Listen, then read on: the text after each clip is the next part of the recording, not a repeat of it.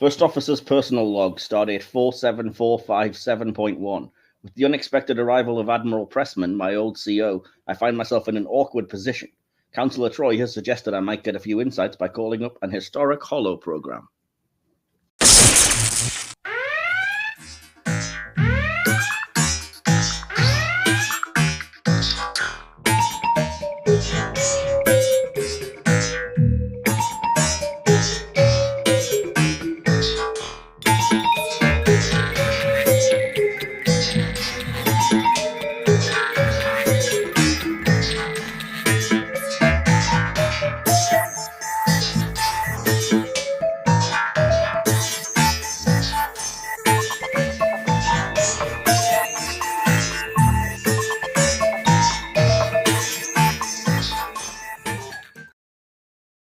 Aha, welcome aboard to the final episodic review in this series of Hit or Miss Star Trek, looking at controversial and infamous Trek stories. I am your usual host, Captain Mike, joined as ever by my loyal number one, who would never need a holodeck to reaffirm his devotion. It's DK. Welcome back. Hello. Yeah, I'll just be forward getting drunk.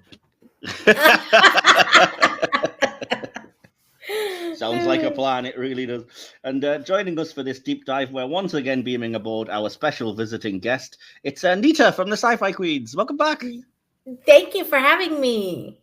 You're very welcome. No, it's good to see some returning guests. And today, we're going to tackle one of the franchise's most divisive farewells, the Star Trek Enterprise finale, These Are the Voyages. The episode that closed out not only Enterprise, but for a time the entire Star Trek saga, ending an 18-year production run.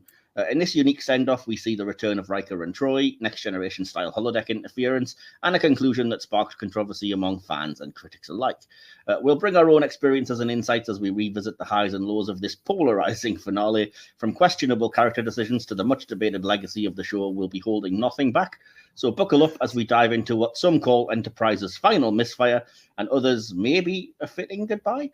Let's see if These Are the Voyages lives up to the mission. Whew. So you guys all prepared for this? You've watched the episode and everything? Yes, actually, I rewatched it again this morning. Like I've watched it several times, but I figured, well, I'm up. Let me give it a little one more time go. Oh, I watched it earlier in the week, and I can see it being a potentially a source of conflict here, because I can see my opinion not being one that's shared by the majority. But we'll see. We'll see how that goes. But before we get into that, I am going to start, as always, with a little Trek catch-up in the section that I call Hailing Frequencies Open. Hailing Frequencies Open, sir. So, the first thing I have to ask you guys, because it has started, is, are we all caught up with the current season of Star Trek Lower Decks, the final season? Nita, I'll ask you first, because I have a feling I know what DK's answer is going to be. Yes, absolutely. Cool. Yeah, I am totally caught up. Are you liking it so far? It's only 3 episodes in, but I am liking it. I think they're definitely going in the right direction to close off the series. Yeah, same. I think it's ironic, but I think this is the best season so far that they've done. It's the best start to a season. Certainly, I think every episode's been a 9 out of 10 so far for me. Pretty typical when it's it's already been cancelled. But I won't spoil anything, because DK, let me guess, you haven't caught up at all yet. You guessed correctly. Yeah, I haven't even seen the first episode. I'm behind on so much TV at the moment. So it took you until like 2 months ago to watch the previous series, so I didn't expect that you would have seen. I put if I know I'm going to like it, I put things to one side for a rainy day, as it were. That makes sense. Well, that was just I just wanted to know for myself how you guys were finding it, because, like I said, it's always a bit of interest because there's current Trek airing. And on the same token, are either one of you excited for the Section 31 movie that's coming down the end of January? Oh, absolutely. Really? Wow, okay. Absolutely, Mish. Oh, yeah. I think it's going to be fantastic. Cool. Are you seeing all of the little character information sheets and things they've been releasing? Oh, yes. I think that they're getting a really good cast together. I think it's going to be real interesting how they're going to pull this off. I think it's going to be different from other Star Trek movies. So I think we need to steer away from our mental image of what a Star Trek movie is, because that may influence our judgment on the movie itself. I think this is going to be different, real different from any other Star Trek movie we've seen before. Yeah, well, fair enough. And how about you, DK?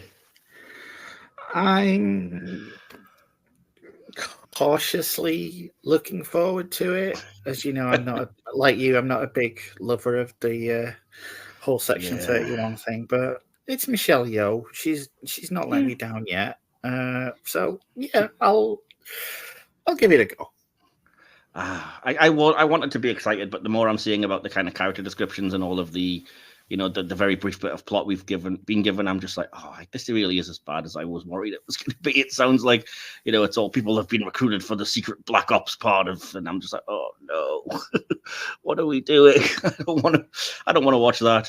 But like you said, Michelle Yeoh, I will watch anything with her in, so that's going to be worthwhile. And I just really hope it's not quite as dark and, shady as it sounds like it's going to be. And I was excited to hear that Rachel Garrett was going to be involved, even though they've revealed nothing about her presence so far. But we'll wait and see, I suppose. At least it's set in an era as well where it's quite interesting. It's in like the Lost era. So it's between like the last movie and the start of Next Generation, which, again, could be interesting if they do the right things with it. Yeah, definitely. That's a plus for sure. So we'll see how it goes anyway. So the big question that I have to ask, because we're looking, obviously, I've mentioned today at These Are the Voyages, the Enterprise finale. So it occurred to me I could potentially ask you, what's your favorite finale out of all of the Trek ones? We've had a good few now. We can now add, Picard, Discovery, arguably Prodigy, I suppose, depending on if it gets picked up, to the list of finales. So yeah, Nita, I'm going to come to you first as the guest. What's your favorite Trek finale episode? I actually like Discovery's finale the best so far. Think that they were able to close in on characters. You knew what they were going to do next. And they really just gave them this piece that they needed. And I thought that was good, quote unquote, the happy ending. Definitely for Burnham, because I think that considering the life she's had to live, she needed something positive. And I'm glad that they were able to save the Federation. Because if they decided that that's not what they were going to do, that's it. I was done. Because then what do you have left, I think they were always going to do that, really, weren't they? but you don't know that, though. Now with these new writers and the way they're doing things, you got to be open to what are they going to do next, and that was what was concerning, that you had this series that was so good. How are they going to end it? Sometimes that can be complicated, and I thought that they did a really good job on Discovery's finale. Yeah, that's cool. Mm-hmm. Cool. So that's your favorite out of all of the finales up to now, anyway. So cool. I like to hear that, actually, because it's good. It's good to have that kind of representation from all the people that think nothing's valid after Enterprise or whatever. So anyway, so how about you, DK? What's your favorite Trek finale? Surprisingly enough, it's going to be what we received in Undiscovered Country. Oh, okay. I never even thought of that, but yeah, of course, as a movie finale, that makes absolute sense. Yeah, cool. Yeah. That second star to the right and followed by the sign off. Just gets me every time. Oh wow, that's pretty cool. So, what if you had to pick a TV finale though as an episode? Did you have a favorite there? I think it would be probably All Good Things. I had a feeling. I think that's going to be most people's particular choice. I have to say, I'm actually with Nita. I've just rewatched the Discovery finale, and it really is that good. And I don't know if it's just because it's the most recent. Yeah, it also felt like with TNG and Voyager, like they didn't really give it a proper ending. Like they left it. They left you wondering, well, is it really a finale, or are we coming back? Like, Yeah, and there Voyager were in particular. Yeah. With Voyager, it was like these relationships that never existed are suddenly existing, and you're going, what was that about? Where did these things come from? And too many questions were left unanswered. Even with TNG, I did not care much for their finale because I felt there was too much unanswered. That's why I thought Picard really kind of brought that to a closure well, and gave people some closure in some of the characters. Yeah, for sure. I think with Next Gen, it really wasn't a finale because they were already aware they were weeks away from starting filming on Generations on the movie. Exactly. So, they knew it wasn't an ending, so it was kind of just like, well, until next time.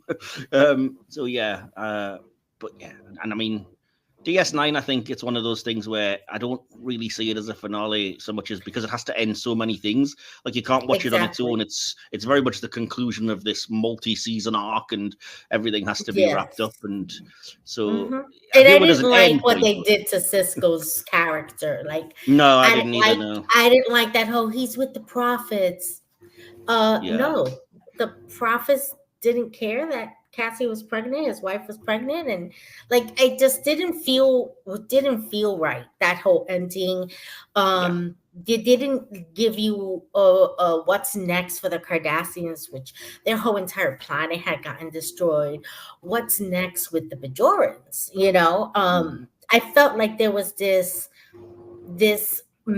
could there be a movie? Like I thought, well, maybe they're doing this because they're going to do a couple of movies, but they didn't do anything with it. They just left you there. No, and it was, as you say, because they had so much to wrap up. Similar to Voyager. I mean, I can understand the logic of ending it at the end point, but I've long said that I think Voyager, when it comes to Voyager, I think they should have got home at the latest, like halfway through the final season, so that we could spend a few episodes dealing with like the aftermath of what it's been like to be away this long and how they reintegrate back and what life looks like back in the Alpha Quadrant.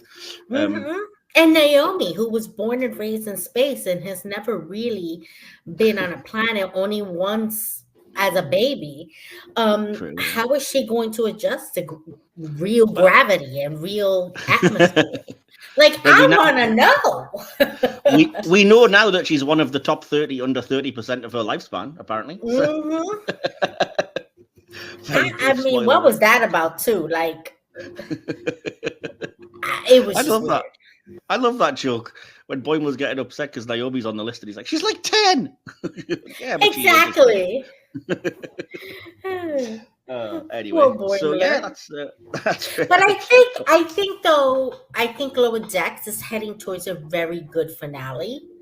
For sure, yeah. And hopefully leaving room for a movie or two, because I could see Lower Deck being popular enough to create an entire anime or real life people movie. Well, I don't know if I've told you this, but I definitely remember telling, I think, DK about this, that on the commentary for one of the episodes on the last Blu-ray, they were talking about how they'd love to do another, how they do the Crisis Point holodeck programs as if they're real movies. They said they'd love to drop one of those and surprise everybody, but do it as a live action. Like full movie, like actually make the movie, but like everything in the holodeck happens in live action, and then maybe you could do animated stuff outside of that, but then bring the actors in to do a live action thing. And I was like, I would love that. And but yeah, I have seen an interview with Mike McMahon where he says, being told it was the end, they've kind of written towards it, but he's also written it as a potential setup for any number of multiple spin-offs they could do. And I'm like, absolutely. I really do. I could use some more Mariner and Boimler.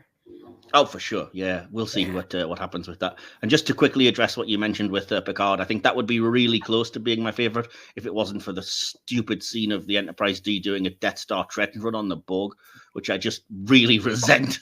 It's like, pick a new villain, for crying out loud. But not just that. Don't just pick a franchise. Make a Star Trek thing. Don't make it Star Wars. Yeah.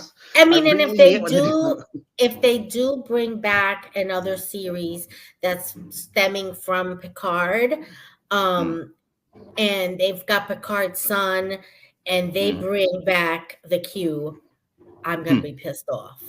Because I mean, it's not a generational disease here, okay? I mean, pick a new villain. Yeah, I had a bit of a debate. I've had a few of them, but I had a debate in the comments of, I think it was, I can't remember, one of the channels that does Trek, where the whole video was everybody wants Star Trek Legacy and nobody wants Starfleet Academy. And I was like, I beg to differ. I would much rather see more of the 32nd century than Star Trek, the next generation Revenge of the Member Berries. You know? Yes, thank you. Yes, agreed. But, you know, maybe I'm alone in that. I don't know. You're not alone in that one. I'm with you. I don't have a problem with Legacy. I just don't want to see more Q with another Picard issue. You know, like it's just you're just repeating scenarios now. Yeah, it would blatantly turn into that as well. You can kind of tell it would just be like, which character of the That's week how they left it. That's how they left it, and that's how they wanted you to think. Even if they use Q's son, it's still a Q. Like, I don't want to see it. No, I can't imagine it being anything particularly new and imaginative and exciting. But again, you never know. We'll wait and see what happens. So, yeah, I'll close that out there anyway. I think having probably alienated at least half of the audience, and the other half I will piss off in the coming episode review. So we'll wait and see how that goes. But before that, we have to do the section that gives the podcast its name, as we always do. We have to join the hit or miss section. Yes. What about my performance? I'm not a drama critic. So I have 4 things, because I found that tends to be the sweet spot so that we don't go too long. So 4 random things from anywhere in the Trek universe. That's how this works. I will shout them out and I'll put them on screen if you happen to be watching on our YouTube channel, which I always recommend. And yeah, the guest and co-host here don't have any clue what's coming. I just picked them completely at random. And I tried to pick things that might fit into the theme of like controversial or divisive episodes and things, but I think slightly less so this week. I think there's one thing you could argue, maybe 2. But this week I just wanted to put a couple of things in for me, because this is the last hit or miss section for this year. So, so I wanted to do some things for me and just some things that I would be interested to talk about. So, are we both ready to give our thoughts on this? You go for it. Absolutely, we're ready. You ready, DK? Yeah, go for it. And I'll give you 3 guesses what the first thing is. That's right, it's a ship, because it's me. So, and I really hope you're all up to date with Star Trek Prodigy, because the question on my lips today is hit or miss for the USS Voyager NCC 74656A, the Lamar class vessel. Nita, I'm going to come to you first, because again, you're the guest. So what do you think? That's an absolute beauty. So it's a hit for me. Absolute beauty. I wouldn't mind captaining that ship at all. Just sweeping it would be fine too. I mean, look at it. To live in that ship, I'm good. So have you seen the episodes, or are you just going off the image I've put on screen here? Oh, no. I'm up to date with Prodigy. Cool. Absolutely. Cool. So you've seen it in action quite heavily then. Oh, yeah, she's beautiful. I absolutely think she's a great chef. I think that she's exactly what those kids need. Yeah. I think so. Yeah, for that mission, definitely, absolutely. So yeah, what about you, DK? I know you've seen the episodes, and what did you make of the new Voyager? Yeah, I do like it. It's yeah, it's very pretty. And you're quite picky when it comes to ships, so I am. Anything in particular you think stands out that you like about it? Or? I just think it's a very. I mean, it's obviously very much based on the original, but it just looks nicer to me. And I don't have. Oh God, no! I've just seen the face there, so yeah. Ignore that bit. The face in the deflector, the little smiley face. Yeah. Yeah, it's slightly less prominent on the Voyager A, but it's still there. Yeah. Although in this case, it does appear to be open-mouthed, as if it's screaming. It's reminding me of the Easter Island statue from Night at the Museum. Fair enough. Vian, you have a lot to answer for. So, there, again, quite a boring start, because I think it's a massive hit as well. I like, personally, the way that it kind of combines the Intrepid class from the original Voyager with the Sovereign class, like the Enterprise E. I can definitely see how it's kind of a combination of both of those. And as you see, I think it's nicer than the original Voyager, because it has the more pointed features and the more kind of tapered nacelles and things, so it kind of fits better. If I had a criticism, it would be that I wish the drive section was a bit bigger. It doesn't feel like it has a lot of, but then again, it doesn't have a huge crew. But yeah, I feel like the drive section is very little of the actual overall mass of the thing, and I think they could have made it a bit bigger, but that's such a nitpick because the thing looks really good. Yeah, just like a trowel, as Vian would also say, I'm sure. So yeah, that's, I mean, overall 3 hits. Can't really say fairer than that. So I'll move on to the second thing. The second thing is kind of fitting into the theme, I think. I could be wrong that this is a divisive episode, but it is an episode. It's from the original series. Hit or miss for the episode, The Way to Eden. And I'm going to mix it up a little bit, and I'm going to come to you first on this one, DK. It's cheesy as all hell, and it's terrible. So naturally, I love it. It's a big hit for me. So yeah, it's one of those that I just think is just so awful that every time I rewatch the original series, I'm going to skip it. But I just can't do it. And every time I do watch it, I just go, "This is awful. Pass me the popcorn." Yeah. So Herbert. Yes. Awesome. I kind of knew you would say that as well. I was kind of hoping you would, because I had the feeling it was going to be like right up your street in that weird kind of wrong way that you like cheesy things. Exactly. Okay, Nita, what about you? Are you familiar with The Way to Eden? And are you? Yes, I am. I am a Star Trek original series girly. I am very familiar with this awful episode.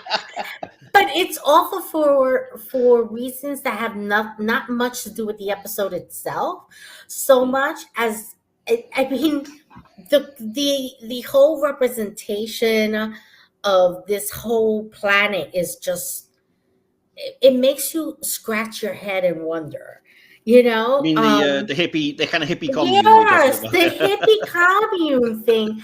Like they were talking about actual hippies. Like, I wonder what hippies thought of this episode when they watched it back when it first came out. Were they slightly offended at it? It just feels weird. Yeah. Yeah, this one is a miss for me. I could skip this one real quick. Oh, you said miss? How could you? It's a total mess. This thing is so awful. And even the storyline itself is not exactly one of their betters, you know? Oh, you're just square. You just don't. I am square. I'm totally square. Herbert.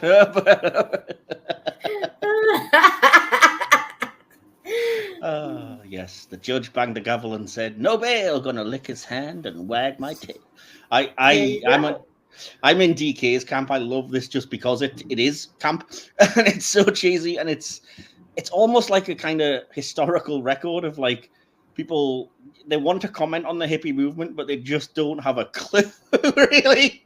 So it's kind of how like mainstream and kind of conservative culture, I suppose, kind of looked at hippies and were just kind of like, what are they? Are they all just, very scantily clad people that go around singing songs and don't wash and don't want to work or whatever? It's just, what are they? And the whole idea of like Chekhov losing his girlfriend to this hippie commune that was probably supposed to represent, parents that were like, oh, our kid is disenfranchised and falling in with this youth culture.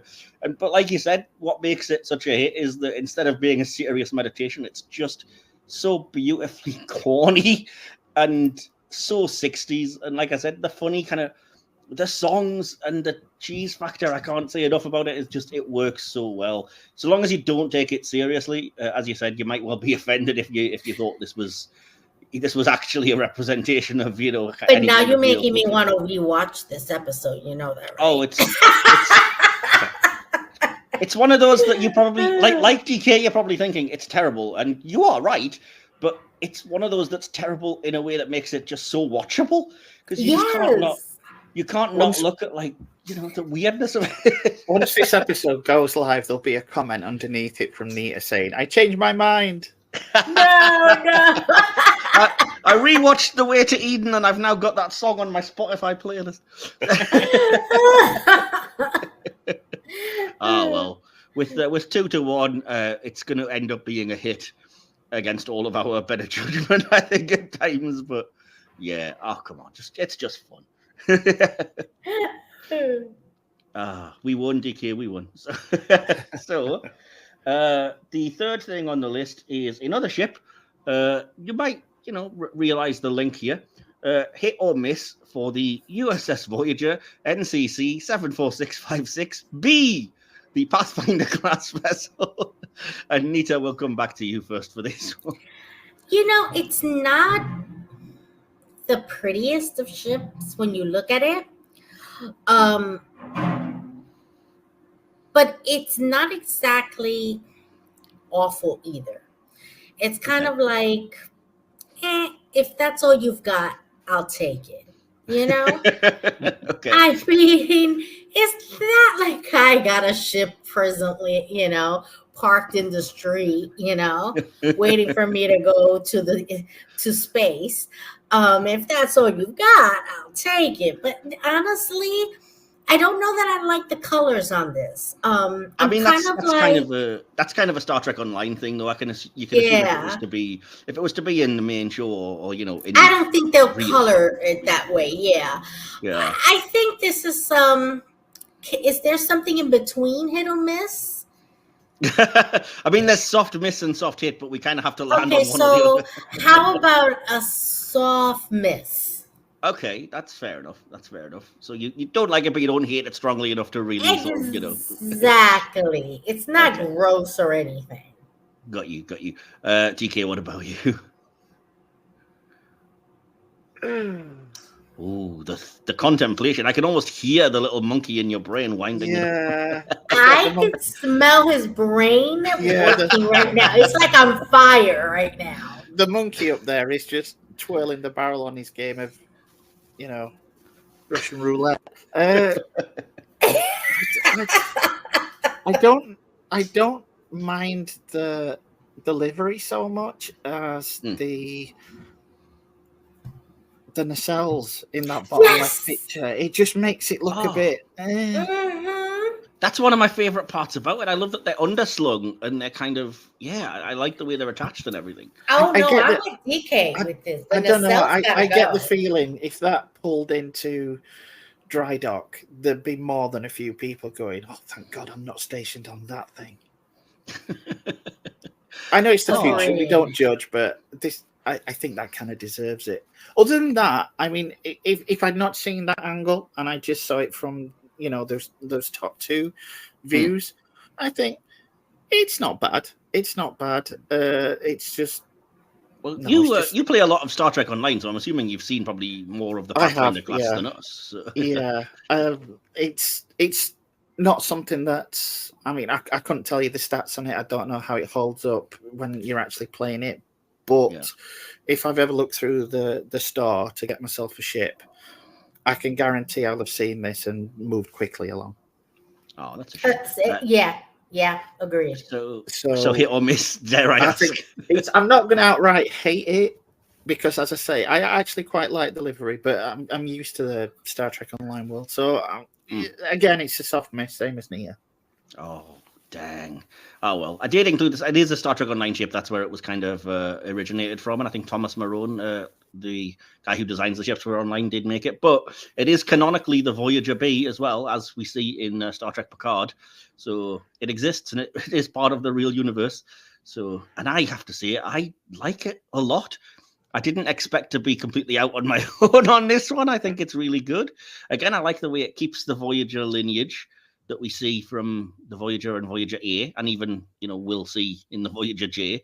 I like that it's kind of got a little bit of a Dauntless vibe, the way that the drive section connects to the saucer, and it's very, very triangular. And like I said, I really like the kind of idea that the nacelles are underslung and they're almost not detached, but there's a lot of kind of empty space at the back where you're kind of keeping the nacelles away, and there's a nice little bit of dead space there. And I know some people don't like this because I've spoken to a few people about it, but I like the little indent at the front, which I thought was for the deflector, but of course it isn't, because there's a deflector, I assume, somewhere else, or maybe I'm wrong and that is. But in any case, I like the idea of them doing something a bit different with the shape. You can't do much with the ultimately Intrepid class looking thing, and I like that about it. And like you, DK, I think this is one of the least offensive of the Star Trek Online livery. I know Nita didn't like it, but I don't mind it. I think this works. See, I'm thinking livable space. Okay. Okay. The way this is shaped, those rooms got to be clunky and very uncomfortable to really maneuver yourself around and put things in. This is not a ship that seems to be designed for a crew that's going to be living long term. I think this is a kind of more of a battleship. It is classified as a kind of a science vessel, so it's similar in mission to like the Equinox and things like that. Mm-hmm. So I don't think it's designed to be, like you said, like a long-term, multi-year mission kind of thing. But yeah, I mean, not being livable is never a good thing for any starship, obviously. I can't say I ever really noticed that. I know a lot of people that are heavily into their ships that'll, examine the size of the windows and exactly how many there are in relation to where everything is on the ship and stuff. I don't have the mental bandwidth for that. As long as I can see like a phaser strip somewhere where there's shuttle bay probably, and the obvious things, the deflector nacelles, etc. And yeah, I just like this. And I can't go without making it explicit that of course I have this model. Of course I do. You can all take that drink now. It to yourself, weren't you? No, I really like it. Once it was, I bought the model because you know me, as soon as it was canonically confirmed as Voyager B, the model is technically the USS Pathfinder, but I was like, I can pretend it's the Voyager B. Why not? So yeah, but I did like it. I was like, oh, I'm pleased actually, because I think, like I said, as an evolution of that design, I really like what they did with it. But I'm on my own, so with 2 votes to my 1, sadly, we're gonna have to call Voyager B a miss. Oof. Now I kind of wish I'd put Voyager G on here, but I think we've had that one in the past, so never mind. Just quickly though, Nita, are you a fan of the Voyager J from Discovery?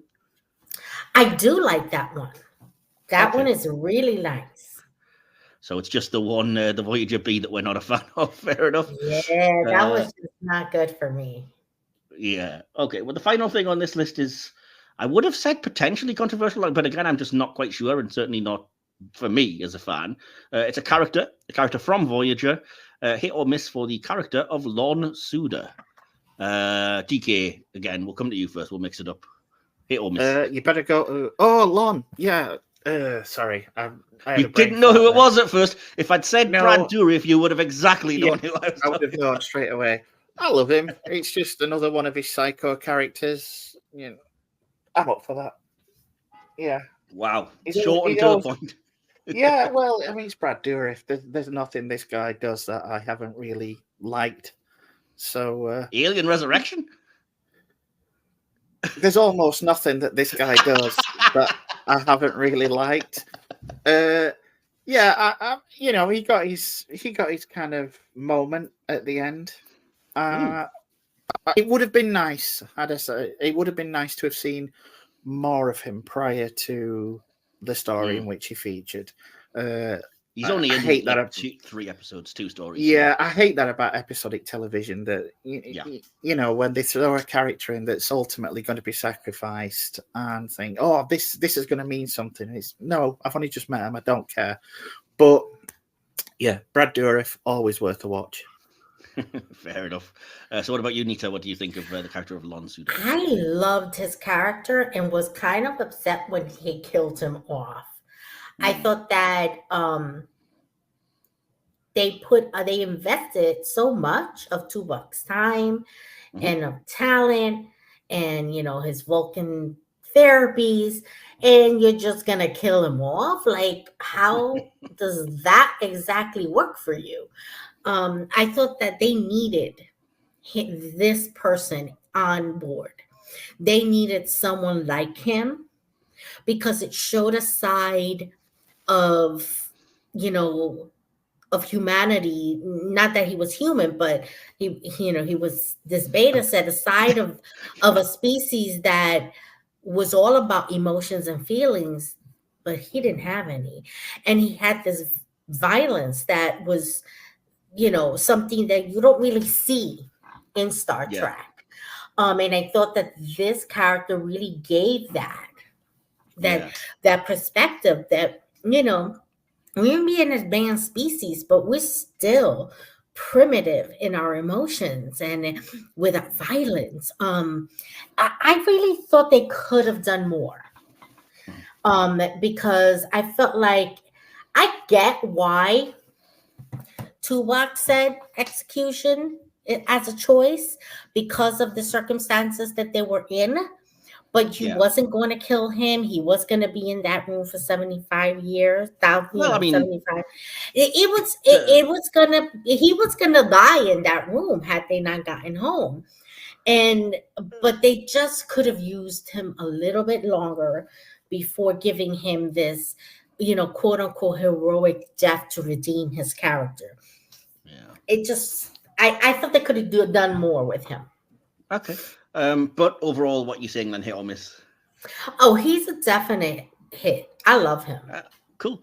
Yeah, I'm not convinced they would have really kept him, locked in quarters for the entire duration of the trip, because he, like I said, you see that he was already going through, a bit of a redemption of sorts and rehabilitation. I kind of like that about his arc and his plot, that it kind of shows rehabilitation can work, and he was kind of controlling these impulses with the various Vulcan meditations and things like that. And he wanted to kind of make amends to his victims and their families and things. So it was kind of, once he actually had somebody give a damn about these kind of urges and these uncontrolled rage of his and actually tried to help him, I think it showed that there was possible rehabilitation, like you said. And I love his kind of heroic sacrifice. I think it's really good. I can't disagree with you guys that it would have meant more had we seen more of the character and seen him grow more into this, because we went from 100 to 0 almost, I suppose, where his first episode he was very psychopathic killer with unsuppressed rage, and in his next appearance it was like, I'm better now, I want to save the ship. And so it might have been better as a gradual progression. Can't disagree. They could have done it as the B line story in a few episodes. Yeah, I mean they devoted multiple episodes to that stupid Jonas plot spy with the kids on. They could have done it there. So, really. Yeah, but I mean, I was still quite chuffed when he came back in Basics Part 1 and 2, because for episodic television, even seeing a character a second time was quite a shock. So it was nice to follow up on that, or as opposed to, as you said, I had thought what would happen would be, well, he's confined to quarters, we'll never see him again for the rest of the trip. And that would be that. So it was nice to kind of at least see him again and address that and know as a long-time viewer, like, oh, it's a reference back to that thing. And as DK has already said, if you want somebody to play a convincing psychopath in the initial appearance, of course you're going to get Chucky in to do it. You know what I mean? Absolutely agreed. If you're unaware, by the way, viewers and listeners, Brad Dourif is the voice of Chucky in the Child's Play franchise, who plays one among many other things, but that's the most. The annoying thing is, they did exactly the same thing with him just a couple of years prior on Babylon 5. Oh, no way, I didn't know that. Yeah, by this point, it was just such a piss take, because they brought this character in who was a really nice guy, and it turned out he was a psychopath in a previous life. And yeah, and then I thought, oh, this is a really good oh, no, he's dead. Yeah, they don't really know what to do. The 90s wasn't really aware of what to do with characters that weren't a simple explanation, really, were they? Yeah. Oh, well. Well, I'm going to say hit as well. Like I say, I liked everything about it overall. I can't disagree with you that I think it could have been made better. And I will say, I thought it might have been a really nice touch if they'd brought him back in something like Worst Case Scenario, the episode where the holodeck sort of thing. So you can have old characters coming back, and they did bring back Seska, or Shattered, where they're like visiting all the past eras of the ship. I mean, there's ways that you could have, even after his death, still had the actor and character appear and have it mean something, especially knowing his ultimate fate. But I guess Brad Dourif was off filming Child's Play 15 or something at the time. So anyway, yeah, I mean, overall hit. So it's ending on a positive there. Mostly hits, apart from my beloved Voyager B, unfortunately. But I'll go cry in the corner. Harsh, jeez. If that wasn't a bad enough level of disagreement with me, I know what's coming up now, because now we're going to begin our analysis.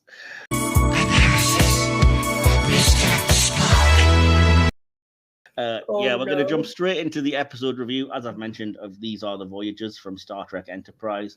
But wait, before we get into that, you know what's coming. We've been doing it for the last couple of series now. We stole the idea wholesale from the Delta Flyers. Please don't sue me, Garrett and Robbie. we're going to do Poetry Corner, where we have a limerick and a haiku that will describe These Are the Voyages, the episode we're looking at. And I'm quite excited because I've been told already off air that DK has also contributed as well this week. So we have 2 of each, and I'm thrilled to hear somebody else doing it. But we have to first, ask what we want to hear first. We always do one before the review and one before we conclude things, if we hopefully remember. So I'm going to go around you guys as I always do and ask, what would you like to hear first, our limerick or our haiku? Nita, come on, it's up to you. Haiku. Haiku? DK, you in agreement? Or? Yeah, I agree. Cool. Would you like to go first, or would you like me to go first? I'll get mine out of the way. Go for it. The last Enterprise. What does Berman have in store? The middle finger. Oh. A lot of people are going to love that, and that is very, very effective, I think. It's incredible that fit within the structure so well. Okay, I'm going to give you mine, which is now going to feel not quite as clever. Mine was, hi, Riker and Troy. You're in the wrong series, guys, and no, Trip's not dead. Spoiler alert, I guess. So, yeah. I will make sure to make a note quickly before we move on that we have to finish with the limericks before we get to the our favorite things and whatnot. So, because we have to hear those, I'm so excited. So, but in the meantime, we're going to move on and jump into our various sections. I'll explain what they are after we do our initial one, which is always the behind the scenes section. Bit of a 2-part one because it's quite long this week. And instead of hearing just me, I'm going to throw you over to DK to start with the BTS on this one. So DK, it's over to you, buddy. What have you got for about These Other Voyages? The production staff cameoed for the large crowd scene at the end of the episode as Archer prepares to give his speech. 15 VIPs, including writers Judith and Garfield Breeze-Stevens, Andre Bormanis and Manny Cotto, joined 2 dozen extras in forming part of the audience. This is the only series finale in the Star Trek franchise where the actual ensemble crew of the series do not appear, but rather they're holographic copies. The only other Star Trek episode that technically does not feature any main character was Voyager's Living Witness. This episode marks the first appearance of a Starfleet holodeck since Voyager's Renaissance Man. And according to Rick Berman, Slap, this episode would have been the 4th-season finale even if the series had been picked up for a 5th season. He did state, however, that if the series had been renewed, Tucker would still have been killed off because the episode flashed forward in time, and so when the show came back for the new season, Tucker would still have been alive. However, in later interviews, Berman said that if the show had been renewed, several story elements, including Tucker's death, would likely have been changed. This is the first appearance of the USS Enterprise D since its destruction in Star Trek Generations. And as mentioned by Archer, Rigel 10 was also the first place Enterprise visited in Broken Bow. The only exterior shot of the NX-01 Enterprise in this episode appears in the closing montage. This is consistent with the narrative method established in TNG that the viewers can't see the exterior shots when a starship is recreated on the holodeck. An early draft of the script ended with Riker and Troy exiting the holodeck, followed by a shot of the Enterprise D moving off into the asteroid field. Writer and producer Michael Sussman suggested the final montage sequence as a way of honouring all 3 Starship Enterprise-based series, Star Trek, The Next Generation, and Enterprise. The montage also allowed the prequel series to end on a more appropriate image, Archer's ship soaring majestically toward a nebula. That information was provided by Mike Sussman. The episode establishes the NX-01 still exists in the 24th century within a Starfleet museum, which is later depicted in Picard's The Bounty. Riker would later revisit the Fleet Museum, where he first visited the Enterprise, again in The Bounty in year 2401. And in 2401, the Enterprise is shown to have been refitted, with it having an underslung secondary hull. This change was envisioned for a 5th season of Star Trek Enterprise. The refit raises some questions about the historical accuracy of the holoprogram Riker uses during this episode. The events depicted supposedly take place right before the Enterprise is slated for decommissioning. However, the holoprogram seems to show the Enterprise as it appeared before its refit. And lastly, even though they've been serving in Starfleet for at least 10 years by 2161, both Hoshi and Mayweather are still ensigns. Still better than Hurricane. However, as seen in her dossier in A Mirror Darkly Part 2, Hoshi will rise to the rank of Lieutenant Commander during the next few years. Awesome. Yeah, I gave some thought to this whole Enterprise refit thing, and I think you kind of get away with it because the only shot we see of the ship is the end montage. And I know you could probably argue, I don't know this for sure, but I would assume there's probably like ship schematic views on like screens or something within the ship itself. But I think you can get away with saying that's just old images or something. So I don't think there's anything in here that necessarily says the whole program's wrong or contradicts the idea of the refit Enterprise. But that's just me being a huge nerd because I like both versions of the show. Anyway, I have a little bit more if you don't mind. So this episode contains the first use of remastered footage from Next Generation, specifically from the episode Ménage à Troy, for use during the scene in 10 Forward. Also, unlike the remastered collection of Next Gen, which was released in the 4:3 aspect ratio, this footage was shot in 16:9. An Enterprise novel, Last Full Measure, written by Andy Mangels and Michael A. Martin, reveals that Trip Tucker did not actually die in this episode. The authors used the fact that the only appearances of the Enterprise characters in this episode were in historical hologram form, try saying that 10 times fast, to claim the program Riker views as a fabrication. The true events of what really took place and what happened to Tucker are revealed in another Enterprise novel, The Good That Men Do, also written by Mangels and Martin. The book has an aged Nog revealing to Jake Sisko that because of the collapse of Section 31 in the early 25th century, information about the true events of the founding of the Coalition has only now been revealed, and it shows that what has been generally known is actually a cover-up of the true events. Several events of these other voyages are depicted as happening only months after Terra Prime.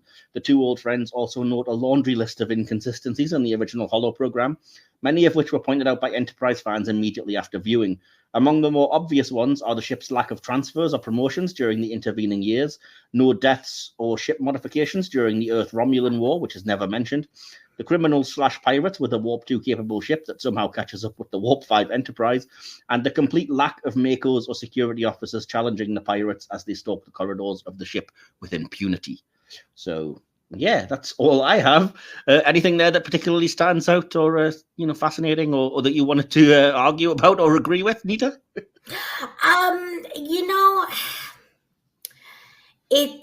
I get that the books, say something different than what we see. But here's the thing. If you haven't read those books, this is how Tucker dies to you. Yeah. And that may not be necessarily what people wanted to see.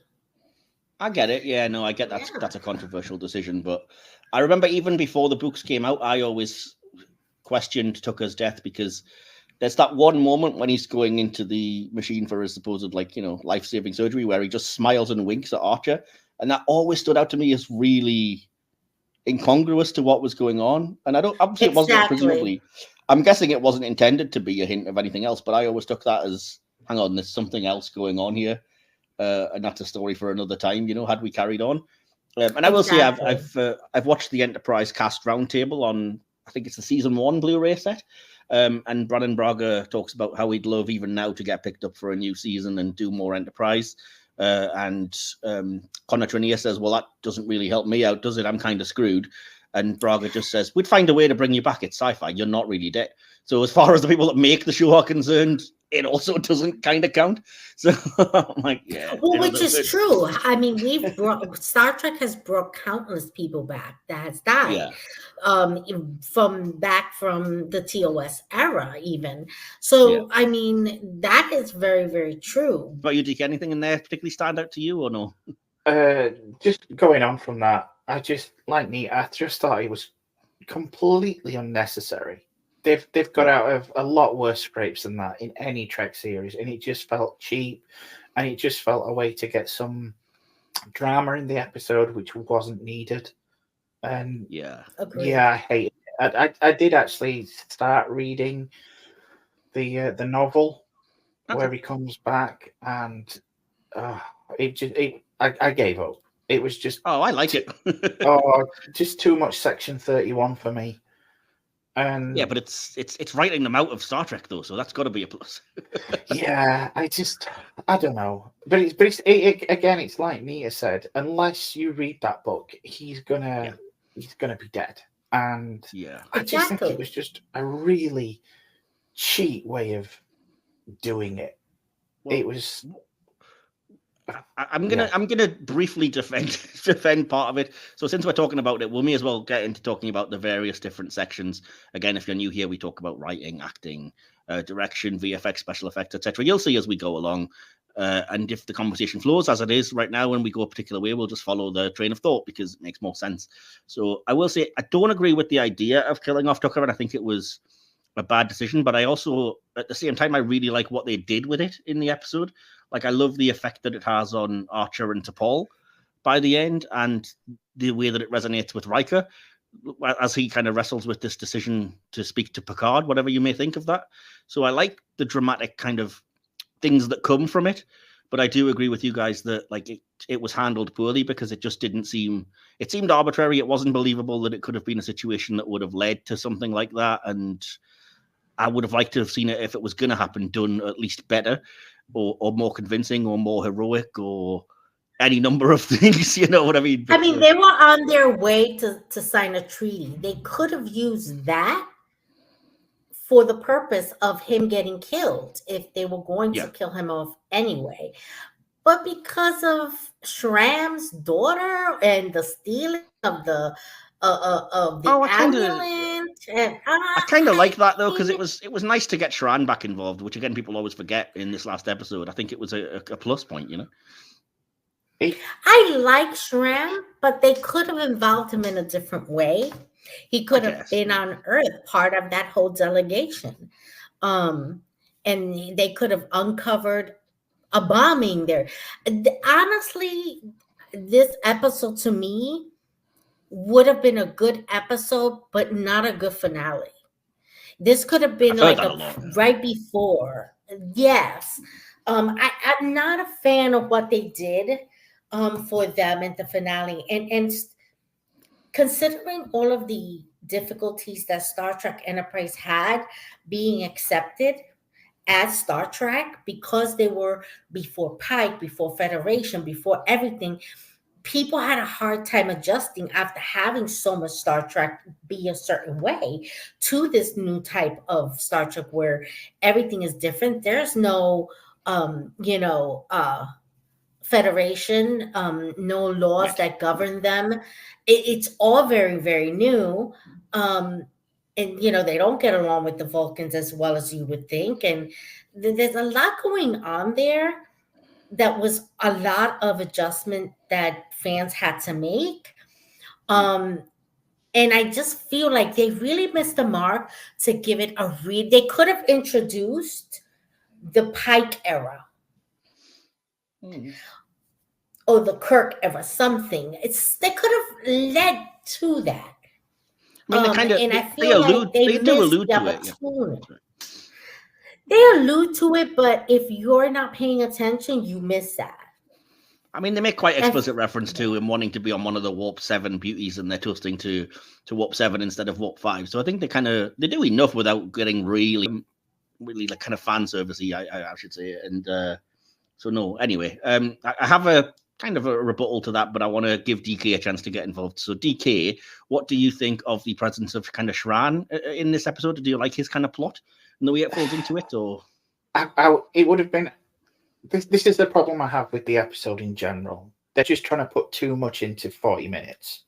If you're going to do a decent finale, you could have done a good two-parter and given time for a lot of these plot elements. But it just seemed like they were throwing everything at the wall. And Shran did come across as fan service. You could have introduced him in a different way. You didn't have to make him this outcast, as it were. You didn't have to have the daughter. You didn't have to have this. To me, a lot of this episode was just freaking unnecessary. And it would have been nice to see him. You could have even had him at that point, like the original plan, have him be as part of the crew. Yeah, they had said. Yeah, there was no need for this sorry. subplot. And I think at that point, it would have allowed you to focus on the actual Enterprise crew just a little more. Yeah. No, I should say, had they carried on into a fifth season, everyone involved, particularly Manikoto, has said that Shran would probably have joined the crew as some kind of attaché or liaison, because they just wanted to see more of him. That would have been excellent. But I got to say, I like his plot here. I think I like that we see a development for the character. He's got a family now, and it's nice to catch up with him and see that. And it's good. It's good for a character development thing, but for a finale. No, and for an entire episode, yeah, you shouldn't be. That? You shouldn't be giving so much fan service to one character. It's like we said off air the other day. It's like chucking Boba Fett into New Hope. It doesn't need it. I mean, think about it. Think about it, Michael. He died, and it wasn't even a true Federation matter. Like, it wasn't even a real issue with Starfleet or anything. Like, it wasn't part of their journey. Like, he died for something that had nothing to do with what that episode should have been about, which was about ending the season. Yeah. The series. I mean, why wasn't Archer being brought up on court-martial charges, to be fair? For what? Because he wasn't doing his mission. He was supposed to go to one place. Instead, he diverted to do a private matter and got a member of his own crew killed. Yeah. I would assume they got permission to do it. It's not like he just was like, oh, let's disobey orders. I don't think he did. I think he did what he wanted to do. And I put DK on this. Okay. I can kind of see what you're saying about that. And I kind of wish, as you said, that it was more of a sensible kind of thing that linked to the overall mission, as opposed to just where he had to help Shran and get his daughter back. Although, again, I'm happy with that, because I like the banter and the way it kind of plays off the whole who was who at this point and everything. And I don't mind it. I think it's fine. But I think a lot of people pile on various things in this episode, to be honest. But I get it. I see what you're saying. It's kind of a shame, particularly. But then again, it would have been, you had to have an Enterprise. Again, I don't get the criticism, it's more of a Next Generation episode, because it just isn't. There's an Enterprise episode in here. You could cut out all of the stuff with the framing and the holodeck, and you've still got an episode of Enterprise. No, but it's a very short episode of Enterprise, and you don't. And for a series finale, they deserve better than that, and that's the problem I have with it. Mm-hmm. Well, Next Gen. I mean, if they deserved better, they wouldn't have gotten cancelled after 4 years. No, but it did still have its fans. But what I'm saying is, Riker and that, they had their, it's not like they were trying to pick up more viewers. It had already been decided that it's been cancelled. Yeah. Putting Riker and the weird part was that they picked this episode, right, about about Riker having to disclose to Picard and all that drama. He don't even look the same. Oh, they aged.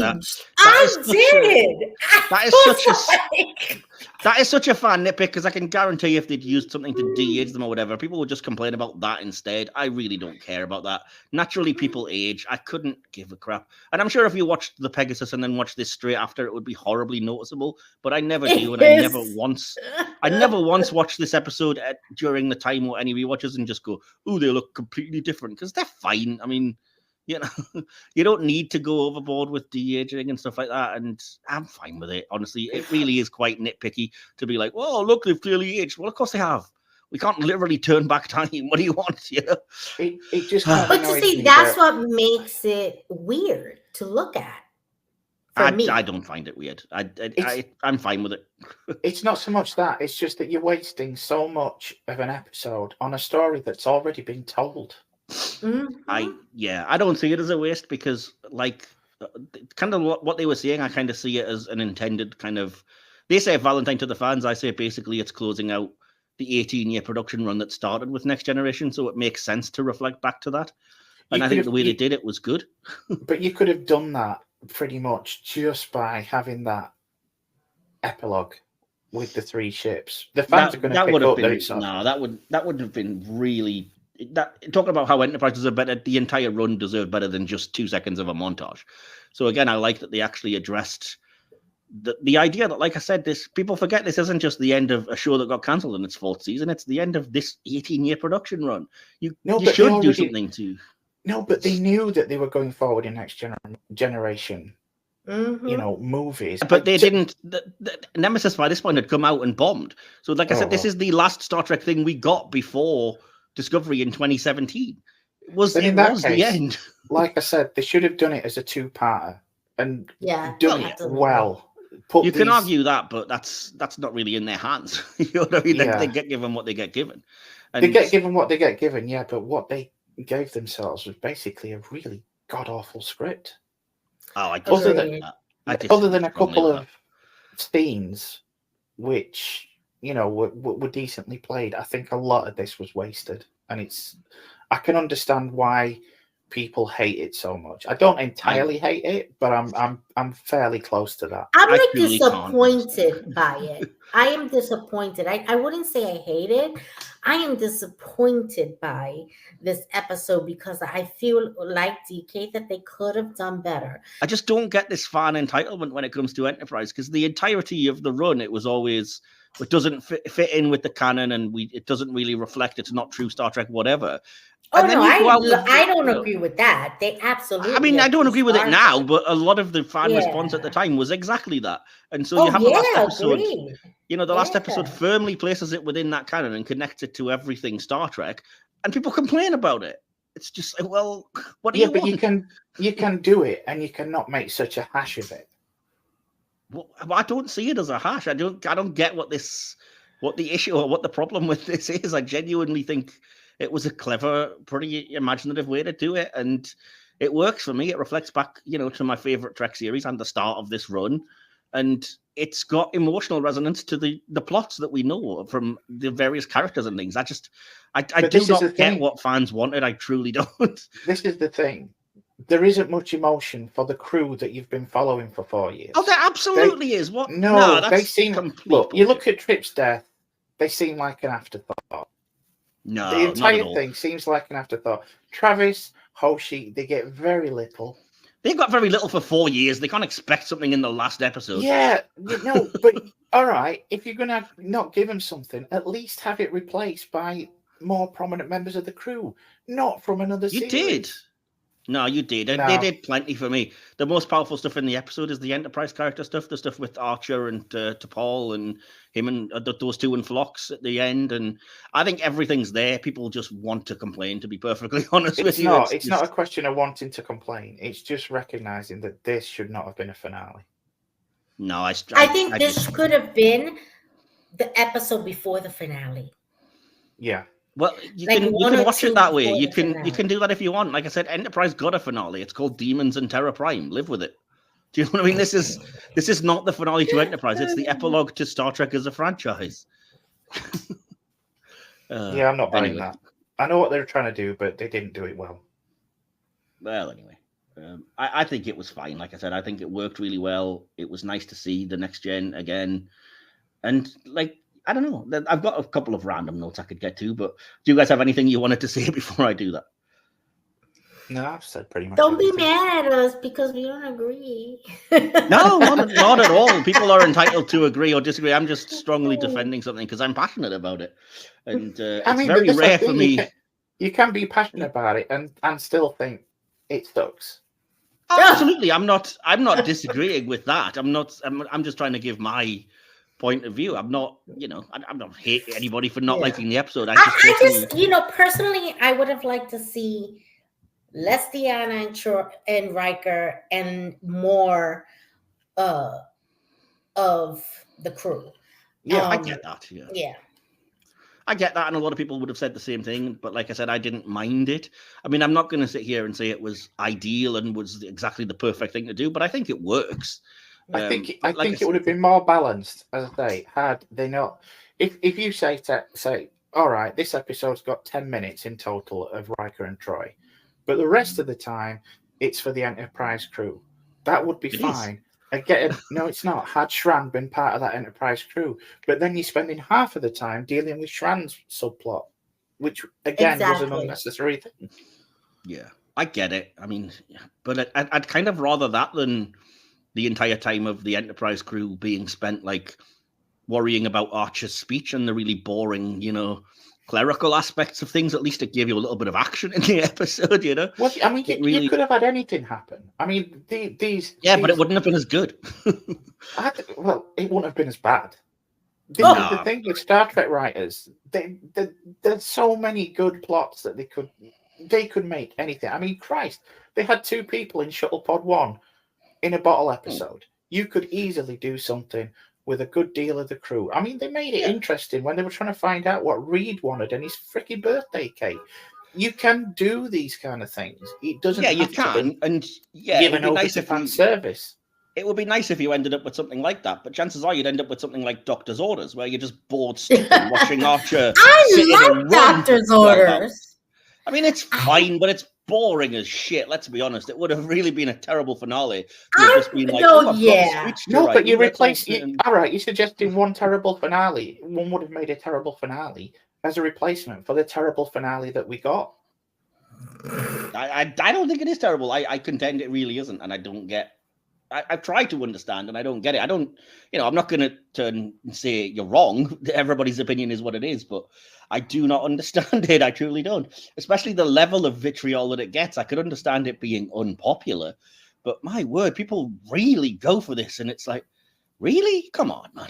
Anyway. It's not the worst episode by any sense. Oh, no, it's really This is what pisses me off, though, is that, like, I was going to save it, but I'll get to it now, because what the heck. At the end of the kind of critics' response, Trek fans at a big convention for the 50th voted it the worst episode of Star Trek ever.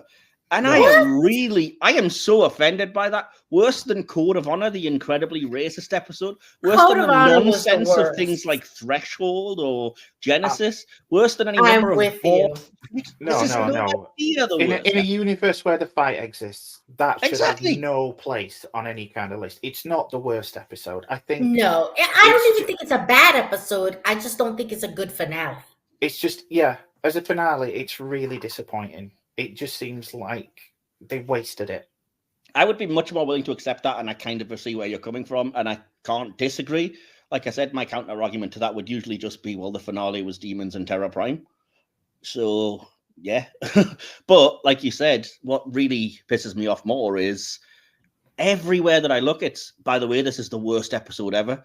This is easily the worst episode. It's so not the worst episode. It's not. It's not, and you're right. I mean, Code of Honor was grotesque and racist and just horrible.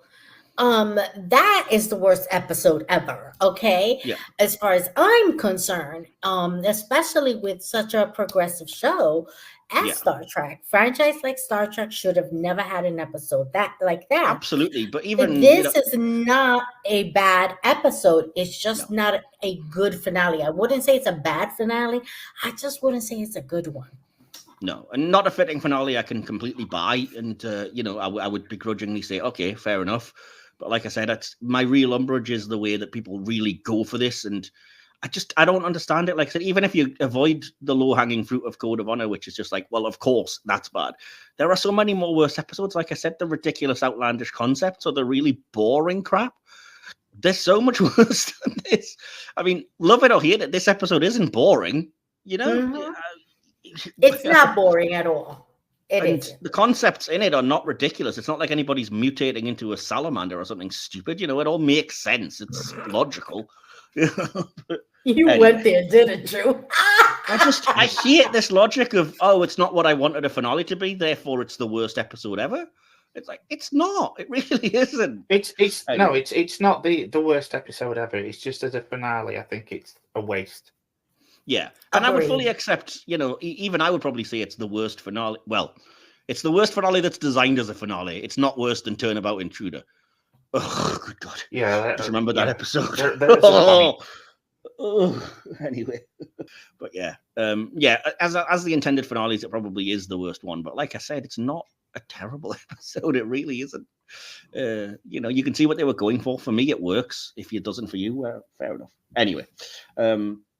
I don't really have much to say. I was going to add a few notes for the writing, but the only thing I will say is whether you dislike the kind of framing device or not, you've kind of got to acknowledge it was nice to hear Majel Barrett's voice again. And yes, it was as the computer voice. And it was nice that for a while it meant that she was in every Star Trek finale. It's literally only with the conclusion of Discovery that broke the streak, which was such a shame because I kind of hoped they'd find a way to get her in there somewhere. I'm with you too. Yeah, I love her. I loved her. She was fantastic, especially as Deanna Troy's mom. And absolutely. Nina. It would have been so special to have been able to use her voice in Discovery. Well, they did in Picard, and it was such a nice moment when they, reactivate the Enterprise D in the finale, and it's her voice on the computer. I mean, it's only archived audio, of course, because she's no longer with us. But like I said, it would be nice to have kept on that streak, and it is nice that we get a chance, like I said, because Enterprise would have broken that streak if we hadn't done this framing device. So it's good for something, I guess, at least. You'll have to tell me, do they use it on things like Prodigy and...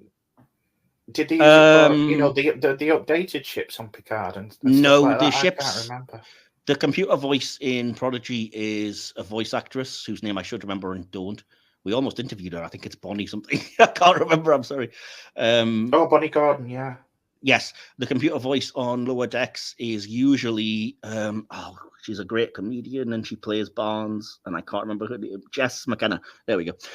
So no, because they have to, they have to have new things. So there are new voice actors taking over the roles. But like you said, it was in Picard. That was the nice callback, was that because it was the Enterprise D, it had the old computer, so it had the old voice, and it was cool.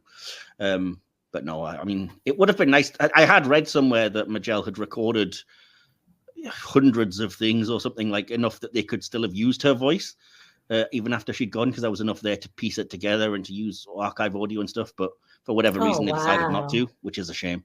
So, I mean, in this day and age with the AI technology, you can recreate voices. It would be still nice as a touch, but yeah, if they don't want to, it's fair enough as well. Anyway, I will say I do like. Again, people complain about not referencing Enterprise, but I like the things that call back, like Archer making reference to, thankfully the Vulcan Council is more enlightened than you to T'Pol, kind of referring back to their relationship, or Tucker and Archer's relationship being kind of held up next to Riker and Picard's, I think for me works quite well. And yeah, the little things like you mentioned, like, oh, it's Rigel 10, it's the first place we visited, now it'll be the last. It's kind of poetic, and again, I love the ending. My nitpick would be I kind of wish they had just went the full hog and said this is the founding of the Federation, because I don't know why you still were too scared to go there and dip your toe fully in, and you had, oh, this is the coalition that will lead to the Federation. It's like, just call it the Federation Charter signing. There's no reason you can't do that, Exactly. I didn't You're not going to see it now. I didn't understand why they couldn't call it that. That was weird for me. And I was like, okay, they don't want to call it that, but I don't recall there being anything said anywhere about it that would be different. And they could have just incorporated it if they was, and I missed it. Like, I didn't understand what was the point of that in particular. It felt to me like they were just hedging, like they didn't want to show that because they thought they might get a chance to another time in another series, or if it carried on or whatever. But like I said, if they really knew it was the end of this production run, it would have been an actual fitting way to end. And I don't mind some people's complaint that, like, you don't hear Archer's speech, because I don't think you need to, really. I just, you just get agreed. Oh, it's an important speech and Troy learned it in school and whatever else. I'm fine with that. If you hear it, it's never going to live up to whatever you've got in your mind anyway. So not a big deal. I'm with you. They didn't need to have us listen to the speech. I'm good without it. Exactly. Yeah. And nothing would have been as good as the whole Space, the Final Frontier bit anyway. So, why fight with it? No, I was going to just say, other than that, there's a lot of good lines, I think, in here. So as much as the writing gets criticism, I think I like things like, I never thought it would end, all good things. How could Archer survive without a fish tank? Which is really quite funny. What is it? Signing documents is easy. Training a new engineer can be a real pain in the ass. I like that line as well. None of these are my favorite line, just to be clear. And the last thing I will say is, it was kind of cool to hear Data, surely, right? Yes, I did like that part. Yeah. And him not getting the nuances of what she was saying. You may check me for rain if you wish. No, I'm kind of, as soon as that happened, I was like, oh, of course, because you had Brent Spiner earlier in the series. So you probably just get him to record a voice thing then. You don't need the makeup or any of the complicated stuff because he was playing Arik Sung. So, yeah, it was a nice touch, I think, anyway. It was a cool way to bring it all back around. So any other thoughts on the writing then, as we've in-depth explored it and argued? DK, anything else you wanted to add? Pretty much everything. Okay. So we'll move to the direction, of which I have like almost nothing. I think I have 3 notes. So I'm going to ask you, DK, does anything stand out specifically about the directing of this episode? Not particularly. I like the epilogue with the 3 ships. Mm-hmm. There's nothing, it's all standard. I again, going back to the trick thing, that felt very wooden, felt very lifeless with the people in the corridor. Yeah, I can't disagree with you. I think it's badly handled completely. Yeah, there was just no drama there. It just looked like run-of-the-mill stuff. Yeah, and again, it should have at least been made to look like more of a predicament than things they've just gotten out of in the past. Directing wise, that's the only scene I think that stands out as particularly bad, because again, it didn't even look like much of anything, which kind of all contributed to my headcanon, which I think I'm giving it slack, because in my headcanon I'm like, well, that didn't happen, even though it's not fair of me to do that, because you kind of have to go off what you see on screen. Yeah, exactly. But yeah, so I think if they would have killed him off in the engine room, something they fired at them and he got blown away, that would have been more accepting. I would be more accepting of Tripp's death that way. But he literally killed himself. Yeah. There weren't that many, intruders. Like, no. Where are your soldiers? Where's your Makos? Where's your security team? Exactly. People have already said that. Yeah, for sure. I mean, as we're sitting here talking, I'm just realizing that as much as I said, I'm kind of fine with it. I've already come up with a better thing in my head, which is that you can solve 2 problems at once by having it be Shran's just on the ship, so you can see him if you want to. He's just part of the crew, or he's on there because he's going to the ceremony. He's signing for Andoria or whatever. So that would have been excellent. Yeah, exactly. So you don't have to do his thing, but you could have like a sneak attack by a Romulan ship and be like, it's a faction that don't want to admit they lost the war and they're trying to stop the or even the Klingons. Even the Klingons. Yeah. Klingons is sketchy ground. I don't want to. Because the Klingons were not our friends. But I don't want to overly villainize them. I don't think they would. I mean, we'd already seen the Romulans specifically saw the turning of the tide with the coalition and everything and wanted to stop it. And the Romulan war is the one we've just come out of. So you could reference it and be like, it brings that up so you can deal with it that way.